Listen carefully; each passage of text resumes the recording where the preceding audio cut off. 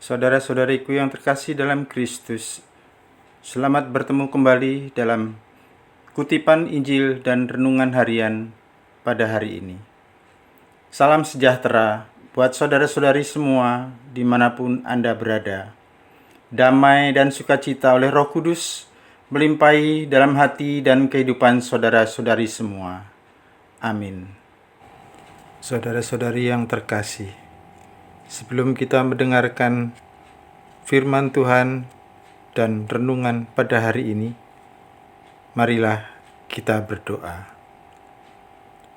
Dalam nama Bapa dan Putra dan Roh Kudus. Amin. Ya Tuhan, Allah yang Maha Kuasa, Engkau memberi kami permulaan hari baru. Sudilah memelihara kami dengan kekuatan-Mu, supaya kami jangan berdosa selama hari ini, melainkan hidup pantas sebagai pengikut Kristus dengan pikiran, perbuatan, perkataan, dan pekerjaan kami. Ya Roh Pencipta, kami mohon selesaikanlah karya yang telah Kumulai dalam diri kami. Hindarkanlah kami dari segala perbuatan yang jahat, dan hidupkanlah dalam hati kami penghargaan terhadap segala yang hidup dan kegembiraan atas segala yang baik. Demi Kristus, Tuhan dan pengantara kami. Amin. Bacaan dari kitab Hakim-Hakim bab 2 ayat 11 sampai ayat 19. Setelah Yosua meninggal dunia, orang Israel melakukan apa yang jahat di hadapan Tuhan, dan mereka beribadah kepada para Baal. Mereka meninggalkan Tuhan, Allah nenek moyang mereka, yang telah membawa mereka keluar dari tanah Mesir.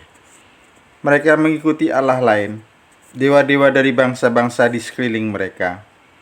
Mereka sujud menyembah kepada dewa-dewa itu, sehingga mereka menyakiti hati Tuhan.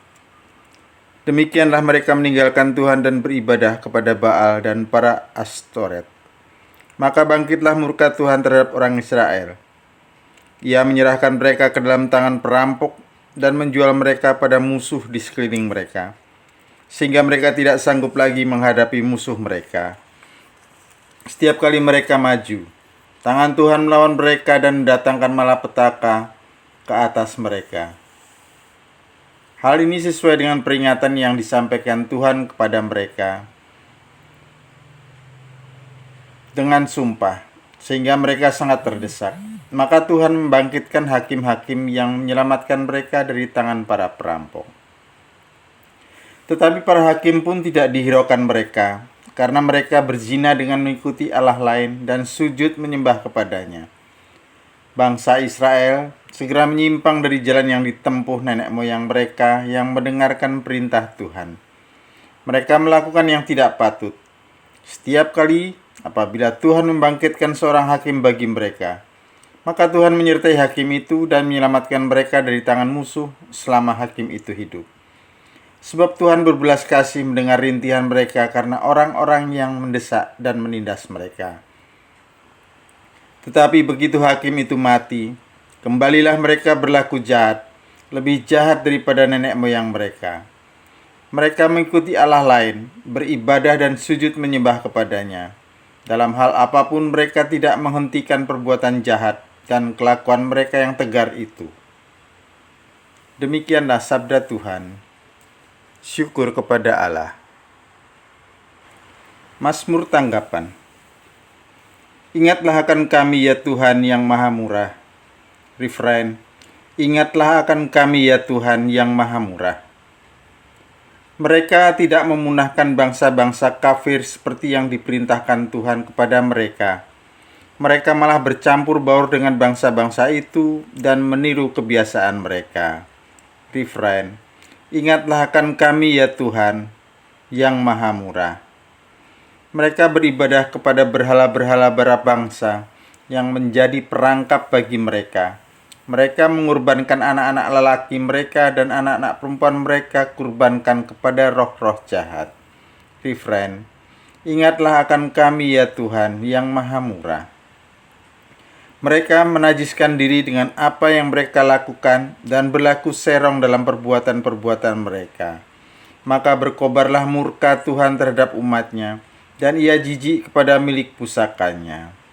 Refrain: ingatlah akan kami ya Tuhan yang maha murah. Banyak kali mereka dibebaskan olehnya, tetapi mereka memberontak dengan sengaja. Namun, ia menilik kesusahan mereka ketika mendengar teriakan mereka. Refrain: ingatlah akan kami ya Tuhan yang maha murah. Haleluya, haleluya. Berbahagialah yang hidup miskin didorong oleh Roh Kudus, sebab bagi mereka lah kerajaan Allah. Haleluya, haleluya. Semoga Tuhan beserta kita sekarang dan selama-lamanya. Inilah Injil suci menurut Matius bab 19 ayat 16 sampai ayat 22. Dimuliakanlah Tuhan. Pada suatu hari ada seorang yang datang pada Yesus dan berkata, "Guru, perbuatan baik apakah yang harus kulakukan untuk memperoleh hidup kekal?" Yesus menjawab, "Apakah sebabnya engkau bertanya kepadaku tentang apa yang baik? Hanya satu yang baik. Jika engkau ingin masuk ke dalam hidup, turutilah segala perintah Allah." Kata orang itu kepada Yesus, "Perintah yang mana?" Kata Yesus, "Jangan membunuh, jangan berzina, jangan mencuri, jangan mengucapkan saksi dusta. Hormatilah ayah dan ibumu, dan kasihilah sesamamu manusia seperti dirimu sendiri." Kata orang muda itu, "Semuanya itu telah kuturuti, apalagi yang masih kurang?" Lalu Yesus berkata, "Jika engkau hendak sempurna, pergilah, jualah segala milikmu dan berikanlah itu kepada orang-orang miskin. Maka engkau akan memperoleh harta di surga. Kemudian datanglah kemari dan ikutlah aku." Ketika mendengar perkataan itu, pergilah orang muda itu dengan sedih, sebab hartanya banyak. Demikianlah sabda Tuhan. Terpujilah Kristus.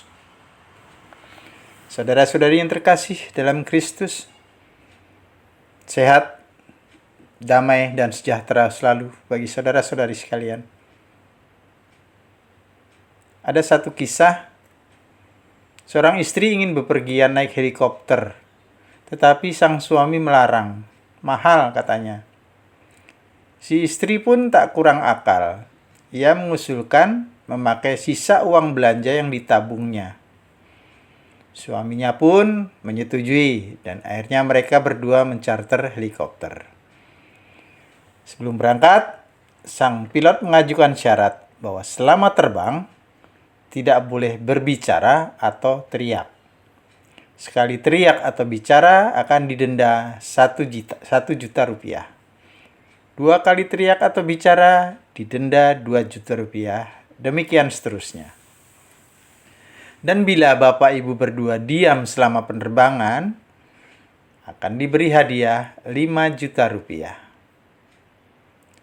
Dan bapak ibu itu pun menyetujuinya, lalu mereka pun terbang. Si pilot menerbangkannya naik turun, berputar-putar, miring kanan, miring kiri, dan sampailah mereka di tempat yang dituju. Sang pilot memuji penumpangnya. "Bapak hebat sekali, selama penerbangan Bapak diam saja. Nanti Bapak dapat hadiah 5 juta. Dan si bapak menjawab, "Sebenarnya saya takut sekali. Tadi saya ingin bicara, tapi takut didenda dan tak dapat hadiah." Lalu sang pilot berkata, "Bapak ingin bicara apa tadi?"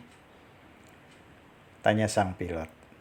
"Saya ingin bicara kalau istri saya jatuh." Saudara-saudari yang terkasih, ilustrasi cerita di atas sama seperti orang muda dalam Injil pada hari ini. Sang bapak lebih memilih dapat uang daripada memberitahu kalau istrinya jatuh. Saudara-saudariku yang terkasih, memang pergulatan orang muda dalam Injil hari ini kiranya juga menjadi pergulatan kita semua. Sebagai orang beriman, kita paling tidak pernah bertanya, Apa yang harus saya lakukan agar mendapatkan keselamatan? Demikian juga kegelisahan akhir orang muda dalam kisah ini juga menjadi pergulatan umat beriman saat ini. Saat di awal begitu menggebu-gebu untuk mencari dan menemukan cara hidup yang menggairahkan, serta mengarahkan kepada kesempurnaan. Tapi ketika mendengar tantangan Yesus, pemuda itu pergi dengan murung, karena ada begitu banyak kekayaan yang melekat padanya. Demikian juga kita, di awal kita begitu bersemangat menjadi orang Kristiani. Di tengah jalan mulai meredup karena berbagai tantangan, terlebih tantangan tentang gaya hidup Kristiani yang seringkali tidak bisa masuk di akal orang pada umumnya. Pada perikop Injil hari ini kita bisa belajar pertama, bahwa hanya ketika masih hiduplah kita mampu berbuat kebajikan. Hanya dalam hiduplah kita mampu berbakti kepada Allah dan sesama. Artinya kita tidak perlu menunda nanti-nanti ketika akan berbuat yang baik. Kita tidak bisa menunda nanti-nanti untuk hidup mendekatkan diri kepada Tuhan. Tak jarang kita juga berpikiran, nanti sajalah menjelang kematian baru bertobat. Terlambat jika demikian, karena kita persis sama sekali tidak tahu kapan waktunya datang. Nanti sajalah kalau uang sudah banyak terkumpul baru menyumbang, membantu sesama. Kita tidak tahu, tiba-tiba kebutuhan yang lain akan mendesak. Kedua, kita juga bisa belajar bahwa menuruti perintah hukum agama adalah suatu kebaikan dan keunggulan. Namun ternyata jika hanya menuruti hukum itu, kita masih berada di level baik. Seperti halnya pemuda dalam Injil tadi. Dia sudah melakukan semua hal-hal yang disarankan, diajarkan untuk dilakukan. Tetapi belum ada kesempurnaan. Dengan jelas Yesus menantang pemuda tadi yang belum puas dengan kebaikan yang dia punya. Jika ingin sempurna, pergilah, jualah segala milikmu, dan berikan itu kepada orang-orang miskin yang membutuhkan. Maka engkau akan memperoleh harta di surga. Kemudian datanglah, ikutlah aku. Apakah mudah? Persis seperti orang muda tadi.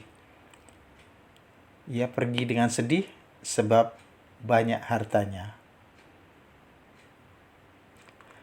Kesempurnaan bukan soal memiliki ini dan itu. Sukses dalam hidup dengan segala prestasi dapat mampu menjadi orang yang terkenal. Tapi justru Yesus memberikan pengertian baru bahwa kesempurnaan itu adalah sebuah pengosongan diri, seperti yang Yesus lakukan. Memang tidak mudah dan perlu pengorbanan. Semakin beriman, sudah semestinya dibarengi dengan kerendahan hati, pengosongan diri. Yang ketiga, kita belajar bahwa iman kita adalah iman yang aktif. Bukan hanya sekedar menerima hukum. Tidak melanggar hukum adalah baik. Tapi tidak cukup berhenti di situ. Kita perlu menyangkal diri, melampaui sekedar kewajiban. Disitulah kita bertindak dengan iman. Dengan iman, kita memakai apa yang kita miliki untuk membantu sesama. Kita mengikuti Kristus dengan jalan terlibat aktif dalam hidup bersama orang lain. Menjadi murid Kristus tidak harus terlibat dalam kehidupan bersama. Tidak membunuh adalah perintah hukum, tetapi semakin memberikan kehidupan kepada orang lain adalah bentuk iman yang aktif. Tidak mencuri itu adalah kebaikan. Namun, memberi bantuan kepada yang miskin adalah bentuk aktif dari iman. Semoga hanya kepadanya lah seluruh perhatian dan kelekatan kita tertuju. Apa yang kita dapat darinya, mari kita gunakan sebagai usaha kebajikan dalam hidup. Tetap semangat, selamat berkarya, sehat dan bahagia selalu, berkah dalam, Tuhan memberkati. Kemuliaan kepada Bapa dan Putra dan Roh Kudus, seperti pada permulaan, sekarang, selalu, dan sepanjang segala abad. Amin. Dalam nama Bapa dan Putra dan Roh Kudus. Amin.